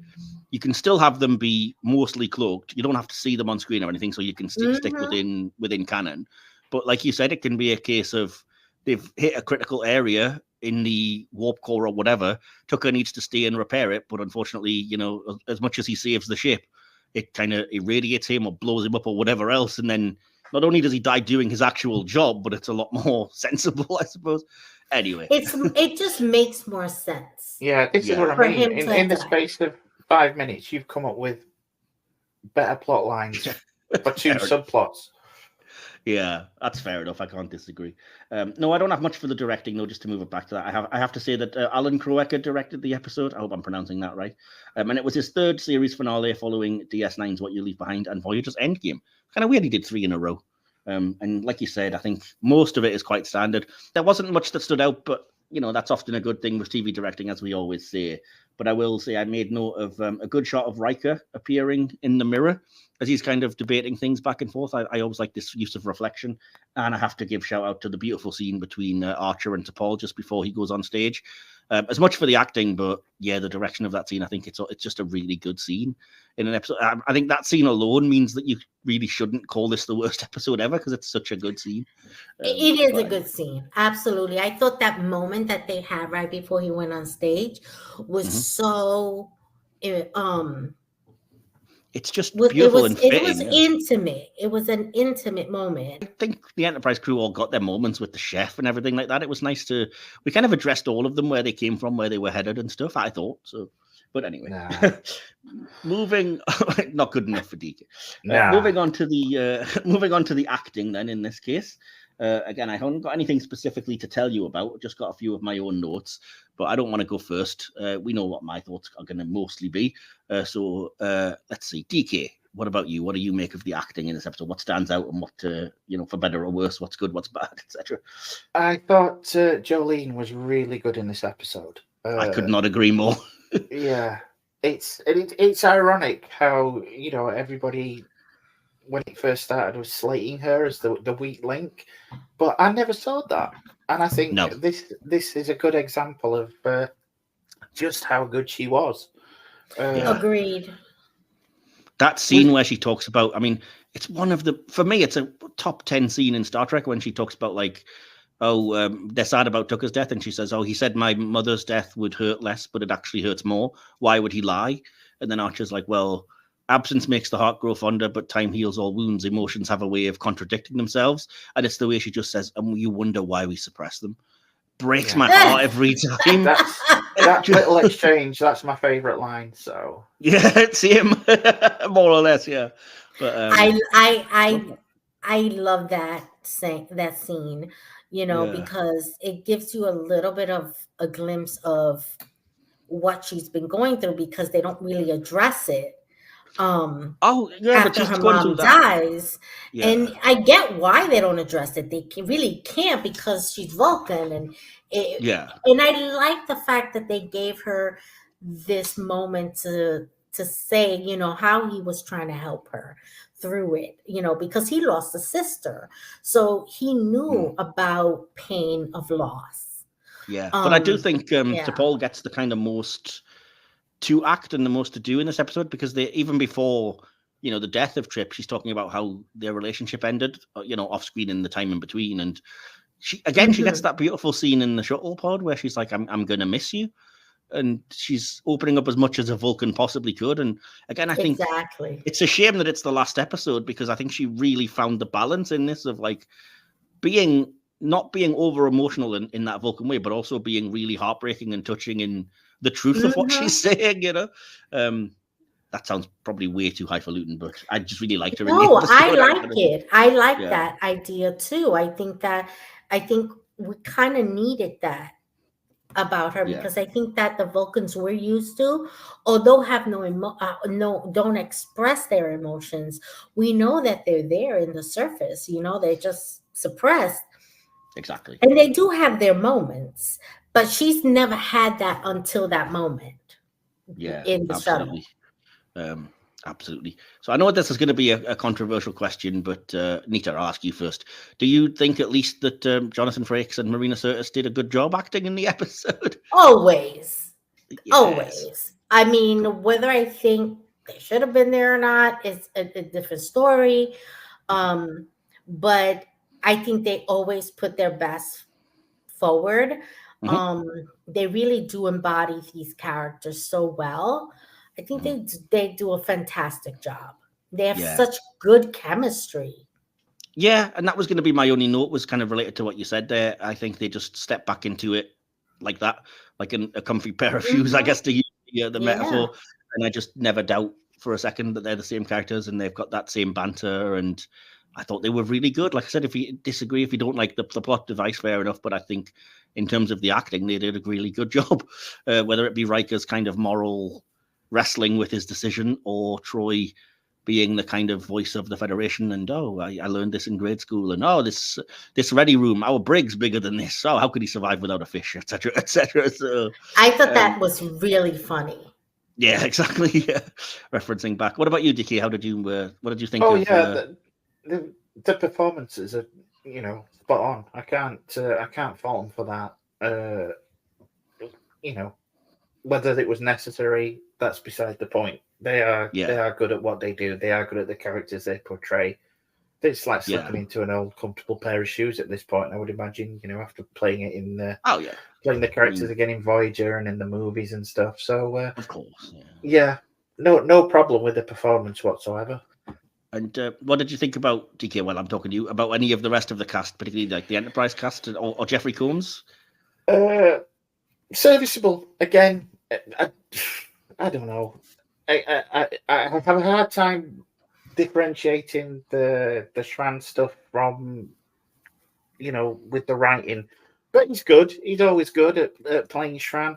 The rest of the crew, always good at playing the crew. I've got no problems with any of them performance-wise. It's just what they were given. I kind of agree. Yeah, I think it's kind of hard to say anybody stands out more than Jolene. I think obviously we should count Scott Bakula does because he's kind of carrying it, and I think he's really good as well. Everyone else in the episode is doing what they're asked of to do, which isn't to say they're bad, but they're just they're always good. They've been good for 4 years. Cool. So I'm going to move to the VFX production design because this is already going to be a long episode. What did I say? Yes, I like the Enterprise D recreations, first of all. The holodeck, 10 forward, senior officers' quarters, and a stretch of Enterprise D corridor were recreated from scratch for the episode. The observation lounge set is mostly the original set, restored to its form as seen in season 5 to 7, after having served in revamped form as the Enterprise E observation lounge in First Contact and Nemesis. Any thoughts then on the VFX of production design, other than, like I said, it's nice to see the ships and things, I guess. So... I did like the again. I've mentioned it, but I did like the epilogue. I think seeing the D and the original one last time was nice. It works for sure.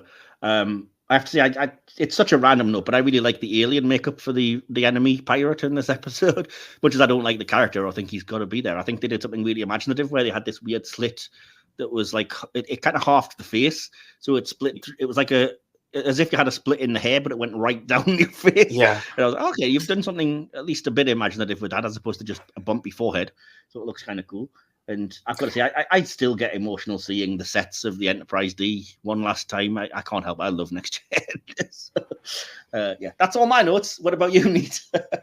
I really think that you're right about the aliens. They were, supposed to be different. And first time I've seen them, and I like the makeup and what they did with the special effects there. Okay, well, I'll move us on then, because that's kind of it for the VFX production design. DK, you're usually good for this. Do you have any notes on the sound and the music? Because again, I have literally 2. So I do like the fact that they took cues both from Next Generation and from Dennis McCarthy's score for Generations. I didn't notice the latter, but I did notice the kind of main Star Trek theme coming in early towards the end during the speech and stuff, and I got emotional with that. Yeah, the one from Generations it's very liberally scattered throughout Riker's and Troy's scenes, I like that because I think that were a decent score. Cool. Yeah, that makes sense. I will say, though, I have a slight criticism that the music overpowers the dialogue in a couple of scenes. I'm not sure if it's my Blu-ray or my TV setup or whatever, but yeah, there was a couple where I had to really struggle to hear what was being said, which always bugs me. But yeah. So I'm going to move us quickly to the next section where I call it Subspace Communications. Incoming transmission. And in this section, we usually deal with the response from our audience to the episode, which I have got. I did ask, and we got a lot of responses, as you would imagine, about this episode. But during this sort of season, looking at divisive, controversial episodes, etc., I've also been trying to put in a critical response to see if, maybe the reaction is a bit of a self-fulfilling prophecy, there's bandwagoning, or see what people are really having issue with or not, or, just to get a general critical appraisal of the situation. And this time, DK, joy of joys, you've got the critics' response to this. I do. Yeah, reaction to These Are the Voyages was negative. Critics and cast alike believe the Next Generation frame robbed the characters and their fans of closure, and that the death of Commander Trip Tucker felt forced and unnecessary.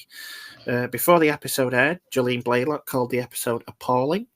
She followed up her remarks by saying she was upset over the finale being a Next Generation episode rather than an end for Enterprise. Connor Trinier, who played, obviously, Trip Tucker, felt the finale should have had a memorable farewell that he described as a MASH moment, obviously after the TV series, but the producers did not want such an element. Trinier liked the finale and was satisfied by it as an actor. His character had plenty to do and he enjoyed working with Frakes. Anthony Montgomery, who played Mayweather, was displeased with the finale and said, I feel there could have been a more effective way to wrap things up for our show, as well as the franchise as a whole. It just seemed to take a little bit away from what the Enterprise cast and crew worked so diligently to achieve over the past 4 years. While Frakes enjoyed working with Sirtis again, he said, the reality is it was a bit of a stretch to have shut down the Enterprise cast show, and that in hindsight, it was a disservice to them. The early criticism forced the show's producers to hold a conference and address the issue. Braga admitted there was cast unrest, but defended the episode as a way to close not just Enterprise, but Star Trek as a whole. Berman said, "I've read a lot of the criticisms, and I understand how some people feel, but Braga and I spent a lot of time coming up with the idea and a somewhat, I would say, unique ending to a series, especially when you're ending it prematurely. You never like to disappoint people, but I think it's nonsense to say that it was more a Next Generation episode than an Enterprise episode." Yeah, bullshit. The only elements of the Next Generation that were present were there as a sounding board to allow us to look at a mission that took place 6 years after Terra Prime. Braga later admitted that killing Tucker wasn't a great idea and called adding the TNG elements his biggest regret of the series. Executive producer Manny Cotto said he liked the episode and found the script to be very moving. He said he considered the two-part story Demons and Terra Prime the quasi-finale of the season and called These Are the Voyages a kind of post-season episode, an actual farewell to Trek as a whole. Reviewers were also critical of the Next Generation tie-in. Sci-Fi Weekly's Patrick Lee said the framing story reduces the Enterprise cast to the status of lab rats. Lee further noted that even without the guest appearances, the episode did not live up to the best offerings of the season, including In a Mirror Darkly. National Post Alex Strachan called the Next Generation cameos reminders of better Star Trek compared to the bad makeup effects, bad acting, bad music of the latest show. Rob Salem of the Toronto Star said the cameos serve no narrative purpose and that the episode robs the characters and their fans of any significant long-term development or satisfying sense of closure. Reviewers also criticised the episode's ending, where viewers never got to see Archer's rousing speech. IGN said the episode was Berman and Braga's parting shot, making sure that everyone knew who was in charge, and that the sharp contrast between These Are the Voyages and Terra Prime brought into relief the reason neither should be allowed to produce Star Trek ever again. The death of Tucker was another point of controversy. Salem described the development as a major character is pointlessly killed off in service of a pointless plot device, a complaint echoed by IGN Actor Connor Trenier, who played Trip, said during a convention appearance that the character had gotten out of much worse scrapes than that, and the death seemed forced. The writers, Trenier contended, wanted to kill off a character to get the fans talking, and so Trip was killed off simply to manipulate viewers. Several critics ended their reviews by saying that whether fans would be disappointed or pleased by the episode, the majority of casual viewers would not care one way or another. Den of Geek, while acknowledging critiques of the finale, said These Are the Voyages was the 10th best episode of the series, praising the inclusion of Riker and Troy and remarking the undeniable joy in seeing the familiar and beloved characters back on screen. What Culture ranked this episode the 19th worst episode of all Star Trek. CBR rated it 4th worst, and Screen Rant called it the worst episode of the entire franchise to date. Yeah, that's not it. CNET polled fans at the 50th anniversary Star Trek convention in Vegas, and These Are the Voyages was voted the worst episode of all Star Trek.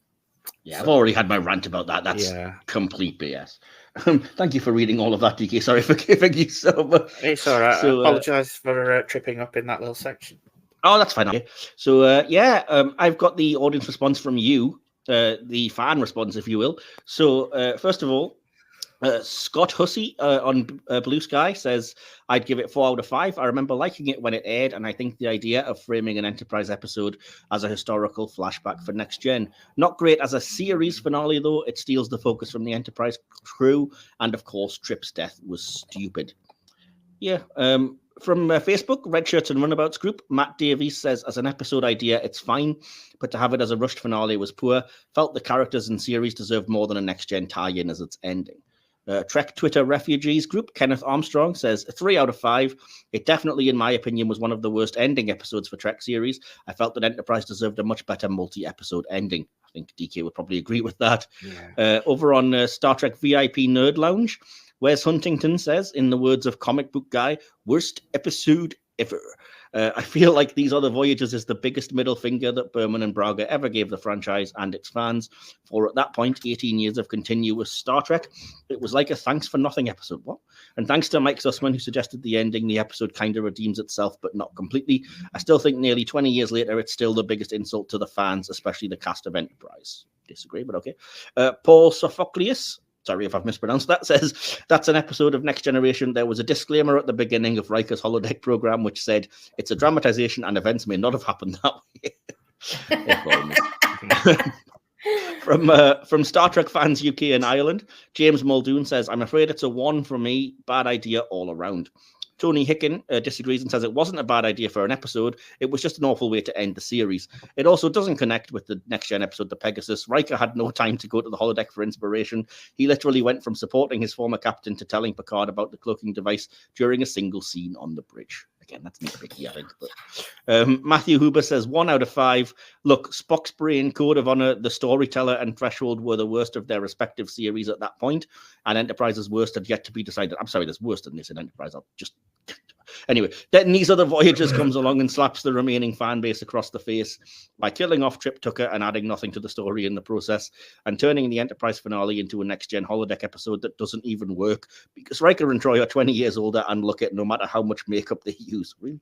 The worst episodes of the first 4 series did nothing that terrible, though Code of Honor is a close second.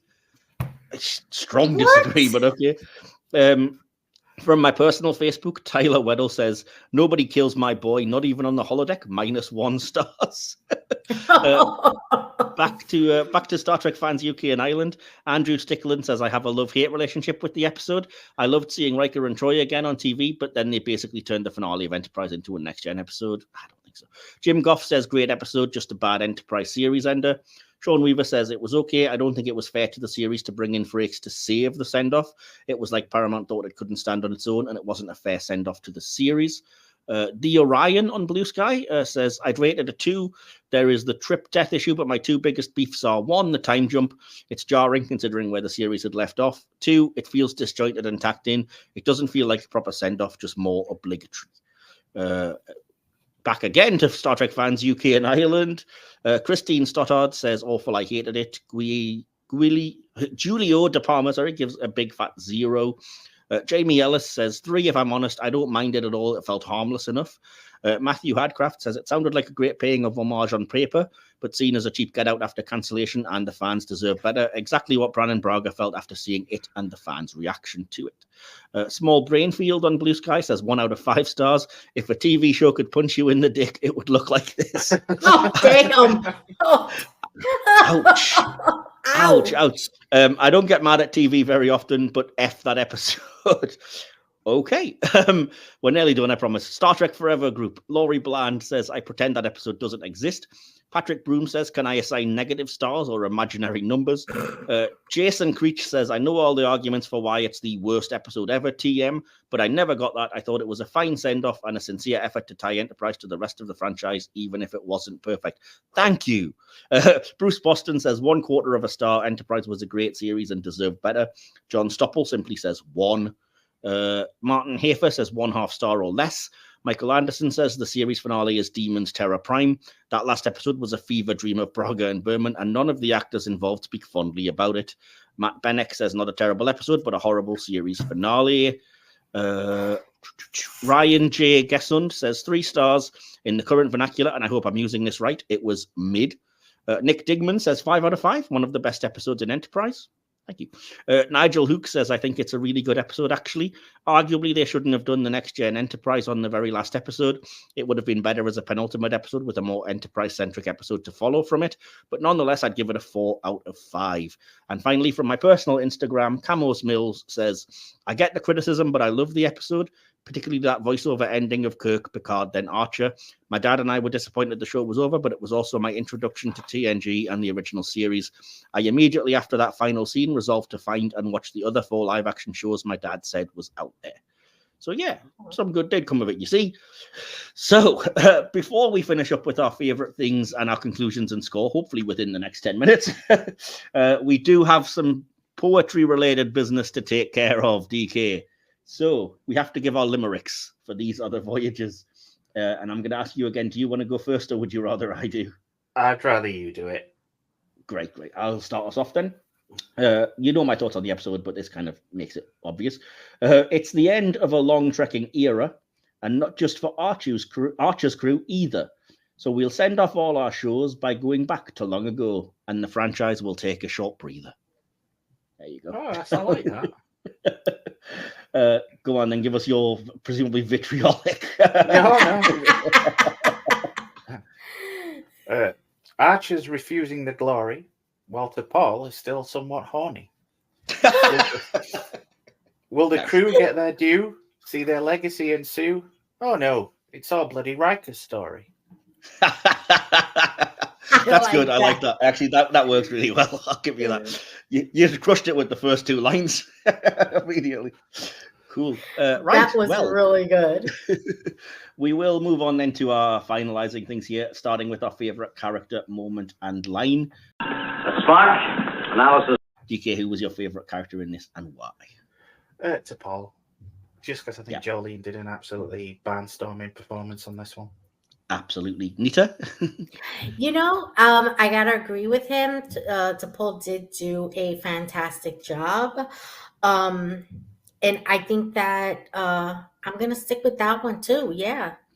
Awesome. I'm gonna make it to amazing. I will make it a threesome, to quote Worf, because I also said to Paul, I think there's real depth and Jolene absolutely crushes it. So yeah. What was your favorite moment or scene in the episode, DK? The behind the scenes right before Archer has to go give the speech.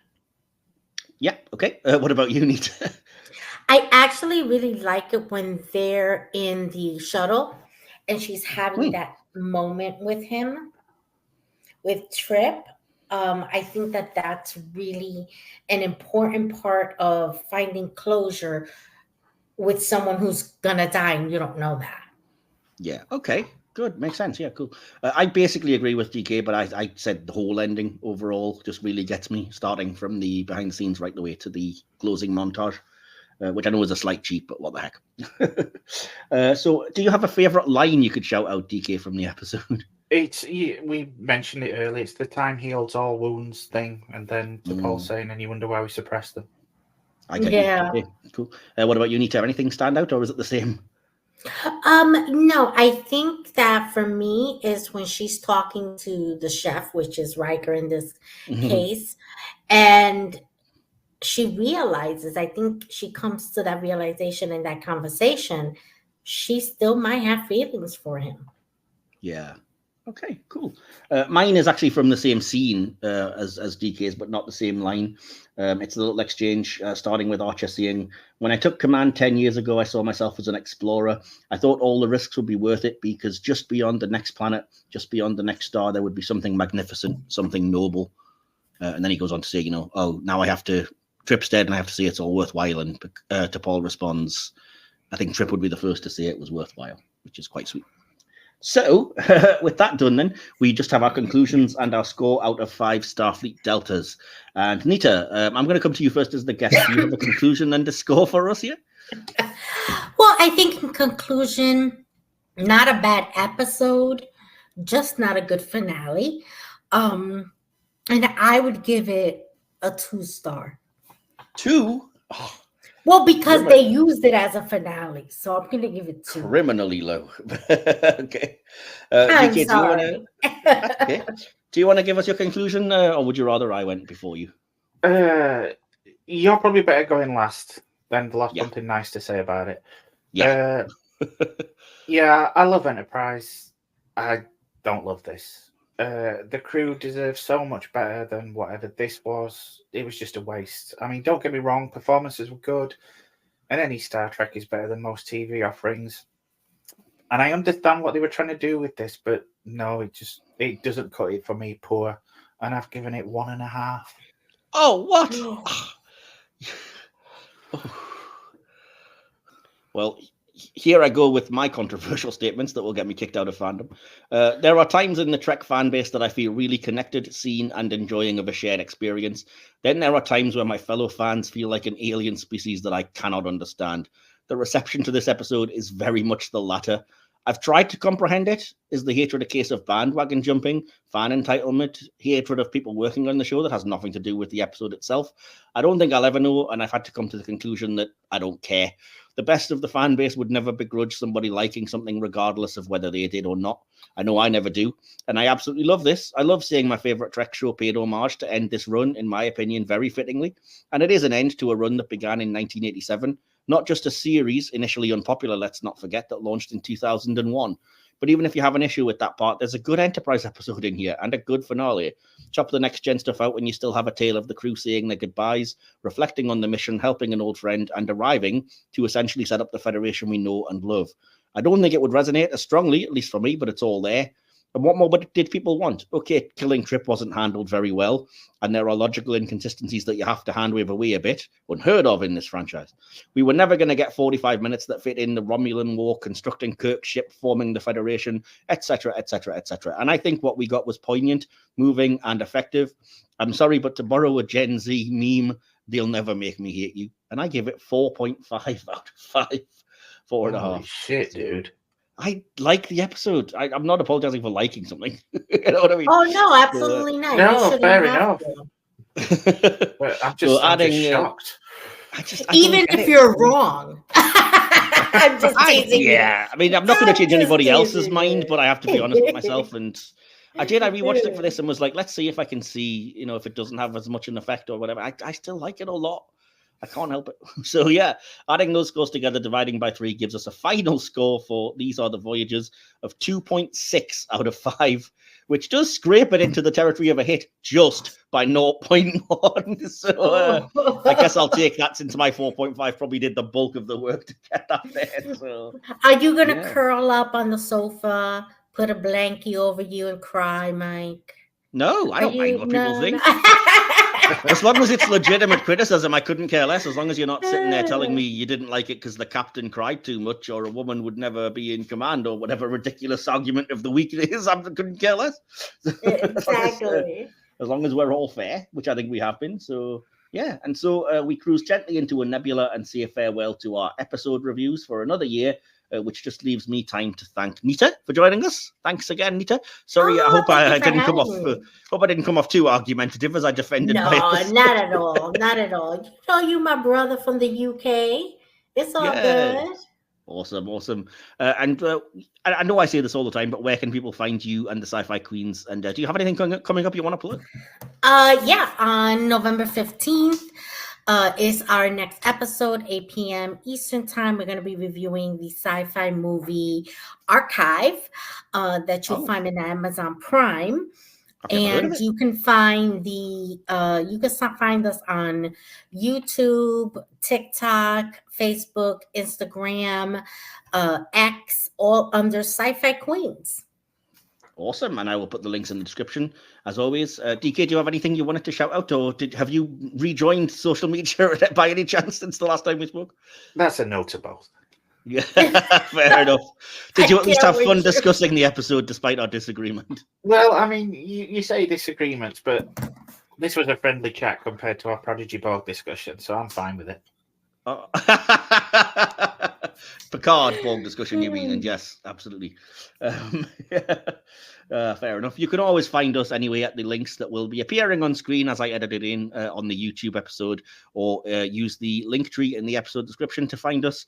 It's usually either the podcast or myself personally, but if you want a message sent to DK, we will always pass those along. And again, do join our Facebook group if you haven't already. It's a good little community we're trying to grow and gives you a chance to interact on there as well. So yeah, that will conclude things here. But wait, we're not completely done yet. We've looked at divisive episodes, but if you know hit or miss Star Trek, you know we always finish with a film. So come back in December, just a few weeks' time, as we uncover Spock's long-lost brother, a hunt for paradise, and ponder the deep and profound question, what does God want with a starship? That's right. Join us for our last episode of 2024 as we head into the final frontier. Until then, of course, it just remains for me to say thanks again. Hopefully you've enjoyed the episode, whether you agree or disagree with either of us. And yeah, remember, we are Starfleet. Computer, end program. You have been listening to the Hit or Miss Star Trek podcast, hosted by Michael Wilson and D.K.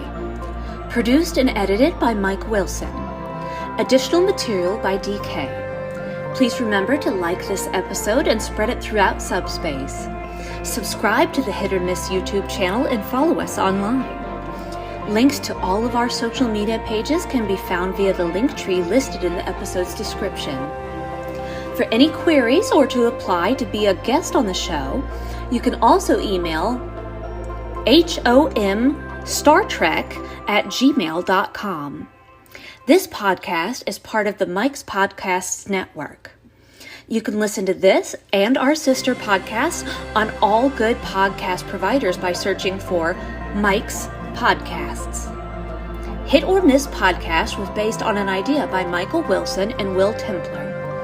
Thank you for joining us. We hope you'll be back, but for now, hailing frequencies closed. Warp out of here at once, maximum speed.